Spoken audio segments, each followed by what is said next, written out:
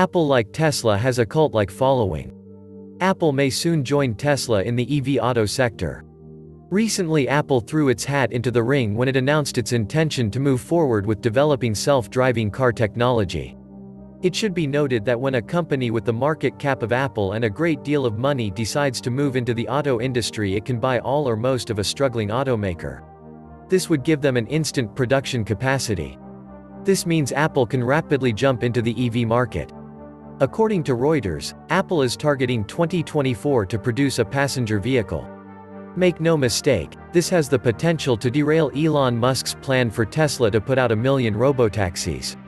This places Apple in the position of competing with others with major self-driving projects, including Tesla and Google Alphabet's Waymo project, which stands for a new way forward in mobility. Google started working on a self-driving car several years ago, but so far has little to show for its effort.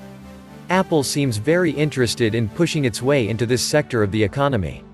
Adding to the validity that Apple is serious about moving in this direction, Reuters also reported Apple's cars might include sensors and a new, monocell-designed battery that has been developed internally at Apple. Such a battery could be a much-needed breakthrough in battery technology.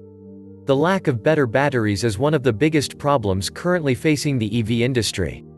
All EV manufacturers are seeking new battery designs that could radically reduce battery cost and increase a vehicle's range. A better battery has been seen as the holy grail of the EV industry. While some people point out Tesla has been moving to improve its batteries, the same could be said about all these companies. More efficient motors in these vehicles are also important. The Toyota Prius also uses IPM Sin-erm motors such as used in the Tesla Model 3. An interesting question was put forth in the form of a comment on another web page. How many of the 499,550 Telsas sold in 2020 were to straw buyers? And of those, how many will be dismantled and have their parts recycled back into 2021 models? This comment suggests that some people and investors forget how numbers can be fudged, and Tesla has a great incentive to do such a thing. The company is in a self-feeding loop and so overvalued that it can afford to buy its cars and ship them to the bottom of the sea because each car they sell has been driving its stock ever higher. Tesla has an almost cult-like following, but there is more to its story than that. You can also throw into the mix an article that appeared weeks ago about how China was forcing a recall of Tesla Model S and Model X vehicles. This indicates a bump in the road is forming between the company and the Chinese state. Then, on Christmas, Chinese company Pinwest released what can only be called a brutal exposé about quality control and working conditions at Tesla's Shanghai factory. The article, titled, "Giga Sweatshop Meets Corporate Overlords, an exclusive look into how Tesla China runs its Shanghai Gigafactory 3. The piece lays out how quickly Tesla was able to set up shop and begin producing in China, and how it sent the company's stock price soaring up over six-fold in 2020. The piece then begins to poke holes in the idea Tesla is a picture of blindingly quick efficiency. It claims behind-the-scenes stories inside the non-stop Shanghai Gigafactory are much darker than people have been led to believe. It points to low-quality standards and other problems at the plant. Tesla has an almost cult-like following, but there is more to its story than that. You can also throw into the mix an article that appeared weeks ago about how China was forcing a recall of Tesla Model S and Model X vehicles. This indicates a bump in the road is forming between the company and the Chinese state. Then, on Christmas, Chinese company Pinwest released what can only be called a brutal exposé about quality control and working conditions at Tesla's Shanghai factory. The article, titled, "Giga Sweatshop Meets Corporate Overlords, an exclusive look into how Tesla China runs its Shanghai Gigafactory 3. The piece lays out how quickly Tesla was able to set up shop and begin producing in China, and how it sent the company's stock price soaring up over six-fold in 2020. The piece then begins to poke holes in the idea Tesla is a picture of blindingly quick efficiency.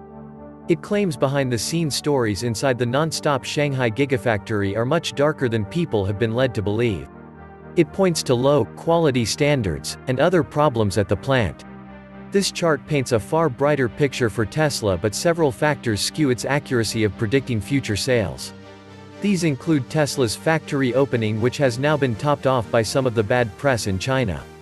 Interestingly, again we see Tesla in China also shows signs of being addicted to end-of-quarter peak deliveries. In Q2, the Model 3 started slow, 4,312 units in April, then picked up the pace in May, 11,468, and ended the quarter with a bang, with 15,023 units registered. This replicates Tesla's typical sales pattern in other places. This means the Tesla Model 3 dominated the scene in China during June, almost tripling the deliveries of the surprise runner-up, the Baojun E-Series. Adding to the confusing numbers as the growth in this market was negative in June 2020, overall China was down 6% year-over-year, with plug-ins doing much worse, down 53%. Muddying things even further is the fact June 2019 marked an all-time high for plug-ins in China, due to a sales boost from subsidies changes that occurred. 3 years ago few people thought Tesla would be the force it is today. Even less considered it would be trading at 1,458 times earnings. While I expect nothing written here or elsewhere will change the mindset of those bullish on Tesla, I echo the message of wolfstreet.com. While almost 500,000 deliveries globally is a big number for Tesla, it constitutes only a fraction of the global auto market. In 2020, as estimated 73 million vehicles were delivered. This means Tesla's global market share in 2020 was just 0.7%. This screams that Tesla is massively overvalued.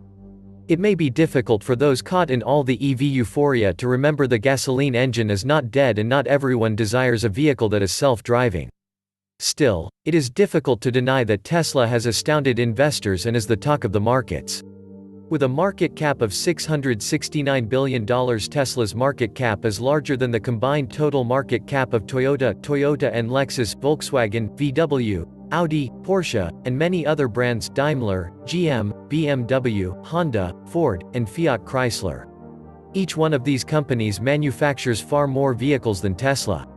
Circling back to Apple and whether it could rapidly become a force in the EV market and damage Tesla's position, this is something only time will reveal. After Apple reiterated its intent to move into this market, Bloomberg technology columnist Tim Culpin noted that Apple CEO Tim Cook's ability in delivering iPhones at scale bodes ill for Tesla. A wild card here is that Apple often contracts out much of its manufacturing. Apple becoming a force in the automotive market may be difficult to imagine, but Tesla's success, which made Elon Musk, its CEO and founder, the second richest man in the world, was also unlikely to the bulk of investors. This was the Nomad Economist. Please like, share, leave me a comment, subscribe. And please take some time to subscribe to my backup channels. I do upload videos there too. You'll find the links in the description box. You will also find a PayPal link if you want to make a donation. Thank you wholeheartedly to all those of you who have already donated. Stay safe and healthy, friends.